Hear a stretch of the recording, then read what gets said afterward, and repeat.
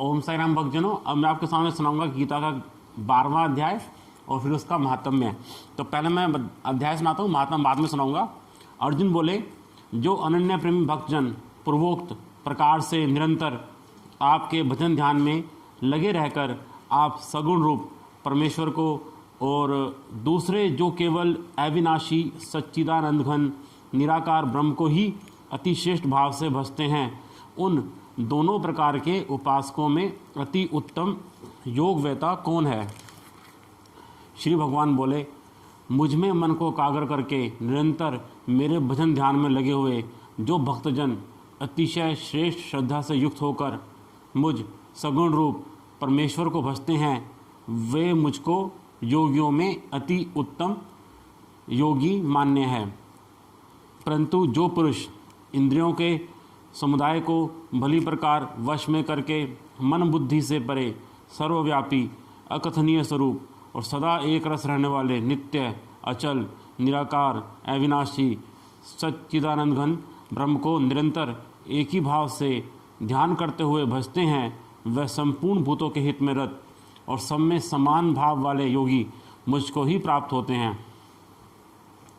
उन सच्चिदानंद घन निराकार ब्रह्म में आसक्त चित्त वाले पुरुषों के साधन में परिश्रम विशेष है, क्योंकि देहाभिमानियों के द्वारा अव्यक्त विषय गति दुखपूर्वक प्राप्त की जाती है।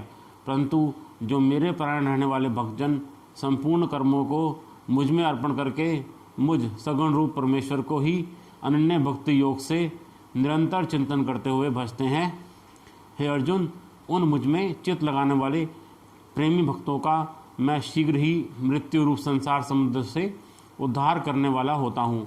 मुझ में मन को लगा और मुझ में ही बुद्धि को लगा, इसके उपरांत तू मुझ में ही निवास करेगा, इसमें कुछ भी संशय नहीं है। यदि तू मन को मुझ में अचल स्थापन करने के लिए समर्थ नहीं है तो हे अर्जुन, अभ्यास रूप योग के द्वारा मुझको प्राप्त होने के लिए इच्छा कर। यदि तू उपर्युक्त अभ्यास में भी असमर्थ है तो केवल मेरे लिए कर्म करने के ही परायण हो जा।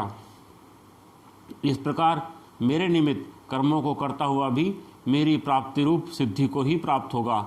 यदि मेरी प्राप्ति रूप योग के आश्रित होकर उपयुक्त साधन को करने में भी तू असमर्थ है तो मन बुद्धि आदि पर विजय प्राप्त करने वाला होकर सब कर्मों के फल का त्याग कर। मर्म को ना जानकर किए हुए अभ्यास से ज्ञान श्रेष्ठ है, ज्ञान से मुझ परमेश्वर के स्वरूप का ध्यान श्रेष्ठ है और ध्यान से भी सब कर्मों के फल का त्याग श्रेष्ठ है, क्योंकि त्याग से तत्काल ही परम शांति होती है।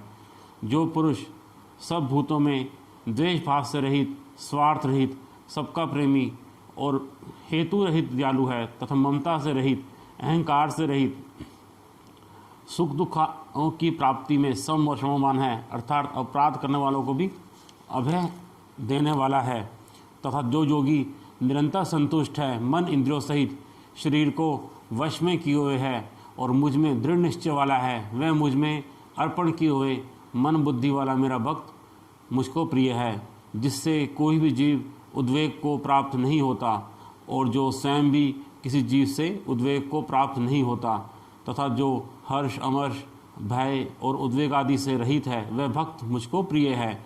जो पुरुष आकांक्षा से रहित, बाहर भीतर से शुद्ध, चतुर, पक्षपात से रहित और दुखों से छूटा हुआ है, वह सब आरंभों का त्यागी मेरा भक्त मुझको प्रिय है। जो ना कभी हर्षित होता है, ना द्वेष करता है, ना शोक करता है, ना कामना करता है, तथा जो शुभ और अशुभ संपूर्ण कर्मों का त्यागी है, वह भक्ति युक्त पुरुष मुझको प्रिय है। जो शत्रु मित्र में और मान अपमान में सम है तथा सर्दी गर्मी और सुख दुख आदि द्वंद्वों में सम है और आसक्ति से रहित है, जो निंदा स्तुति को समान समझने वाला, मननशील और जिस किसी प्रकार से भी शरीर का निर्वाह होने में सदा ही संतुष्ट है और रहने के स्थान में ममता और आसक्ति से रहित है, वह स्थिर बुद्धि भक्तिमान पुरुष मुझको प्रिय है। परंतु जो श्रद्धा युक्त पुरुष मेरे परायण होकर इस ऊपर कहे हुए धर्म में अमृत को निष्काम प्रेम भाव से सेवन करते हैं, वे भक्त मुझे अतिशय प्रिय है। तो ये था गीता का 12वां अध्याय। अब मैं कथा सुनाता हूँ, इसका महात्म्य सुनाता हूँ। मैं महात्म्य स्टार्ट कर रहा हूँ। श्री महादेव जी कहते हैं, पार्वती दक्षिण दिशा में कोल्हापुर नाम का एक नगर है जो सब प्रकार के सुखों का आधार, सिद्ध महात्माओं का निवास स्थान तथा सिद्धि प्राप्ति का क्षेत्र है। वह पराशक्ति भगवती लक्ष्मी का प्रधान पीठ है। संपूर्ण देवता उसका सेवन करते हैं। वह पुराण प्रसिद्ध तीर्थ, भोग एवं मोक्ष प्रदान करने वाला है। वहाँ करोड़ों तीर्थ और शिवलिंग है। रुद्रगया भी वहीं है। वह विशाल नगर लोगों में बहुत विख्यात है।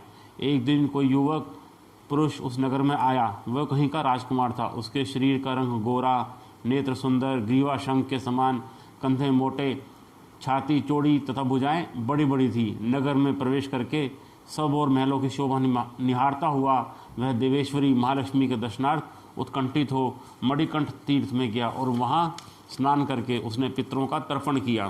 फिर महामाया महालक्ष्मी जी को प्रणाम करके भक्तिपूर्वक स्तवन करना आरंभ किया। और राजकुमार बोला, जिसके हृदय में असीम दया भरी हुई है, जो समस्त कामनाओं को देती तथा अपने कटाक्ष मात्र से सारे जगत की सृष्टि, पालन और संहार करती हैं, उस जगन्माता महालक्ष्मी की जय हो। जिस शक्ति के सहारे उसी के आदेश के अनुसार परमेष्ठी ब्रह्मा सृष्टि करते हैं, भगवान अच्युत जगत का पालन करते हैं तथा भगवान रुद्र अखिल विश्व का संहार करते हैं, उस सृष्टि, पालन और संहार की शक्ति से संपन्न भगवती पराशक्ति का मैं भजन करता हूँ। कमले योगीजन तुम्हारे चरण कमलों का चिंतन करते हैं। कमलालय, तुम अपनी स्वाभाविक सत्ता से ही हमारे समस्त इंद्रिय गोचर विषयों को जानती हो। तुम ही कल्पनाओं के समूह को तथा उसका संकल्प करने वाले मन को उत्पन्न करती हो। इच्छा शक्ति, ज्ञान शक्ति और क्रिया शक्ति, ये सब तुम्हारे ही रूप हैं। तुम परम ज्ञान रूपणी हो। तुम्हारा स्वरूप निष्कल, निर्मल, नित्य, निराकार, निरंजन, अंतरहित, आतंक शून्य, आलम्बहीन तथा निरामय है। देवी, तुम्हारी महिमा का वर्णन करने में कौन समर्थ हो सकता है, जो षट चक्रों का भेदन करके अंतःकरण के 12 स्थानों में विहार करती है। अनाहत, ध्वनि, बिंदु, नाद और कला, ये जिसके स्वरूप हैं, उस माता महालक्ष्मी को मैं प्रणाम करता हूँ। माता, तुम अपने मुख रूपी पूर्ण चंद्रमा से प्रकट होने वाली अमृत राशि को बहाया करती हो। तुम ही परा, पश्यंती, मध्यमा और वेखरी नामक वाणी हो। मैं तुम्हें नमस्कार करता हूँ। देवी, तुम जगत की रक्षा के लिए अनेक रूप धारण किया करती हो। अंबिके, तुम ही ब्राह्मी, वैष्णवी तथा महेश्वरी शक्ति हो। वाराही, महालक्ष्मी, नारसिंही, ऐन्द्री, कुमारी, चंडिका, जगत को पवित्र करने वाली लक्ष्मी, जगन्माता, सावित्री, चंद्रकला तथा रोहिणी भी तुम ही हो। परमेश्वरी, तुम भक्तों का मनोरथ पूर्ण करने के लिए कल्पलता के समान हो। मुझ पर प्रसन्न हो जाओ। उसके इस प्रकार स्तुति करने पर भगवती लक्ष्मी अपने साक्षात स्वरूप धारण करके बोली, राजकुमार, मैं तुमसे प्रसन्न हूँ, तुम कोई उत्तम वर मांगो। राजपुत्र बोला, माँ, मेरे पिता राजा बृहद्रथ अश्वमेध नामक महान यज्ञ का अनुष्ठान कर रहे थे। वे देव योग से रोगग्रस्त होकर स्वर्गगामी हो गए। इस बीच में यूप में बंधे हुए मेरे यज्ञ संबंधी घोड़े को, जो समूची पृथ्वी की परिक्रमा करके लौटा था, किसी ने रात्रि में बंधन काटकर कहीं अन्यत्र पहुंचा दिया। उसकी खोज में मैंने कुछ लोगों को भेजा था, किंतु वह कहीं भी उसका पता न पाकर जब खाली हाथ लौट आए हैं, तब मैं सब ऋत्विजों से आज्ञा लेकर तुम्हारी शरण में आया हूँ। देवी, यदि तुम मुझ पर प्रसन्न हो तो मेरे यज्ञ का घोड़ा मुझे मिल जाए, जिससे यज्ञ पूर्ण हो सके। तभी मैं अपने पिता महाराज का ऋण उतार सकूँगा। शरणागतों पर दया करने वाली जगजननी लक्ष्मी, जिससे मेरा यज्ञ पूर्ण हो, वही उपाय करो। भगवती लक्ष्मी ने कहा, राजकुमार, मेरे मंदिर के दरवाजे पर एक ब्राह्मण रहते हैं, जो लोगों में सिद्ध समाधि के नाम से विख्यात हैं। वह मेरी आज्ञा से तुम्हारा सब काम पूरा कर देंगे। महालक्ष्मी के इस प्रकार कहने पर राजकुमार उस स्थान पर आए जहाँ सिद्ध समाधि रहते थे। उनके चरणों में प्रणाम करके राजकुमार चुपचाप हाथ जोड़कर खड़े हो गए। तब ब्राह्मण ने कहा, तुम्हें माता जी ने यहाँ भेजा है। अच्छा देखो, अब मैं तुम्हारा सारा अभिष्ट कार्य सिद्ध करता हूँ। यूँ कहकर मंत्रवेता ब्राह्मण ने सब देवताओं को वहीं खींचा। राजकुमार ने देखा, उस समय सब देवता हाथ जोड़े थर थर काँपते हुए वहाँ उपस्थित हो गए।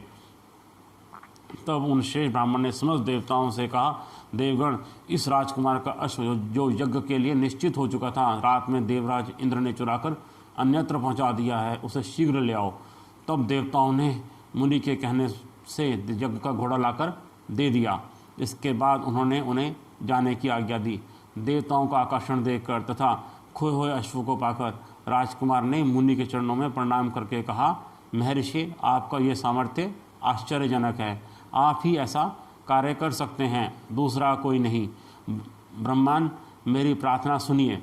मेरे पिता राजा बृहद्रथ अश्वमेध यज्ञ का अनुष्ठान आरंभ करके देव योग से मृत्यु को प्राप्त हो गए हैं। अभी तक उनका शरीर तपाए हुए तेल में सुखाकर मैंने रख छोड़ा है। साधु श्रेष्ठ, आप उन्हें पुनः जीवित कर दीजिए। यह सुनकर महामुनि ब्राह्मण ने किंचित मुस्कुराकर कहा, चलो, जहाँ यज्ञ मंडप में तुम्हारे पिता मौजूद हैं, चलो। तब सिद्ध समाधि ने राजकुमार के साथ वहाँ जाकर जल अभिमंत्रित किया और उसे उस शव के मस्तक पर रखा। उसके रखते ही राजा सचेत होकर उठ बैठे। फिर उन्होंने ब्राह्मण को देखकर पूछा, धर्मस्वरूप, आप कौन हैं? तब राजकुमार ने महाराज से पहले का सारा हाल कह सुनाया। राजा ने अपने को पुनः जीवन दान देने वाले ब्राह्मण को नमस्कार करके पूछा, ब्राह्मण, किस पुण्य से आपको यह अलौकिक शक्ति प्राप्त हुई है? उनके यो कहने पर ब्राह्मण ने मधुरवाणी में कहा, राजन, मैं प्रतिदिन आलस्य रहित होकर गीता के 12वें अध्याय का जप करता हूँ। उसी से मुझे ये शक्ति मिली है जिससे तुम्हें जीवन प्राप्त हुआ है। यह सुनकर ब्राह्मणों सहित राजा ने उन ब्रह्म ऋषि से गीता के 12वें अध्याय का अध्ययन किया। उसके मातम्य से उन सबकी सद्गति हो गई। दूसरे दूसरे जीव भी उसके पाठ से परम मोक्ष को प्राप्त हो चुके हैं। तो ये था गीता का 12वां अध्याय और उसका महात्म। ऐसे और भी गीता के बाकी अध्याय, चालीसा, अनसुने स्तोत्र और कथाएं सुनने के लिए आप मेरे YouTube चैनल को लाइक कीजिए, सब्सक्राइब कीजिए और शेयर ज़रूर कीजिए। धन्यवाद।